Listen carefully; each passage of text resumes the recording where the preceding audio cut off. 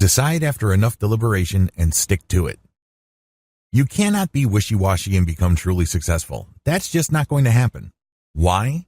Well, opportunities flash into existence all the time, but they disappear just as quickly. You can't waste a tremendous amount of time analyzing what could be, what could possibly happen, and other contingencies. You have to study your options, figure out what's at stake, but you have to decide. You have to make a decision. The toxic effect of analysis paralysis. Have you ever found yourself in a situation where you're looking for more data to decide on a problem or an opportunity? You think that if you get enough information, your decision will be the right one. What you're doing is you're just giving yourself an excuse to hold off on making a call. There will never be a point where knowing everything will make all the risks disappear. Forget it. That's just not going to happen. You have to decide. Now.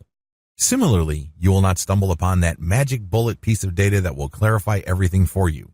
There's no data that will make sure your next move will be a slam dunk. It would be great if such information existed, but there isn't.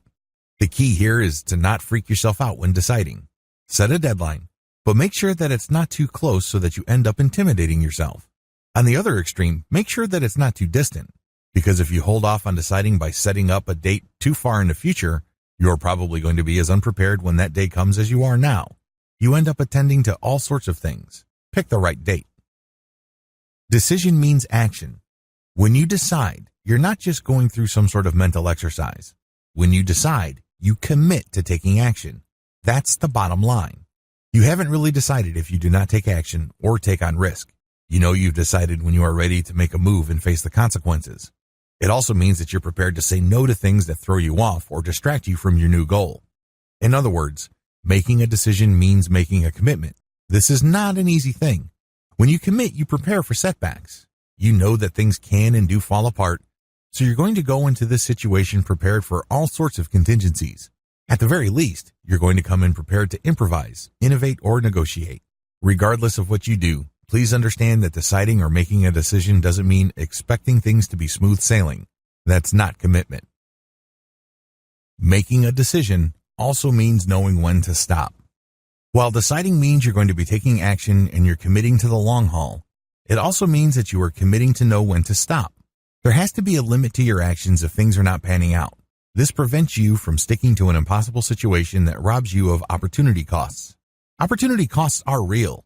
You can't continue to do something that has an eventual payoff of $2 when you could have stopped and chose to do something else that pays $100.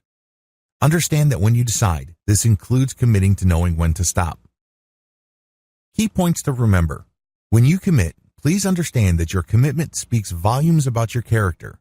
What kind of person do you want to be? What kind of person do you imagine yourself to be? Understand that this image that you would like for yourself is in danger if you do not know how to commit.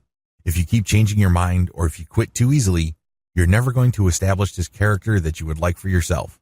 It's personal. People might think you're great. They might compliment you. But deep down inside, you know that you suck because you can't commit.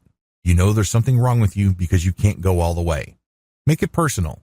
There has to be some sort of personal sting from within to make you stick to what you committed to.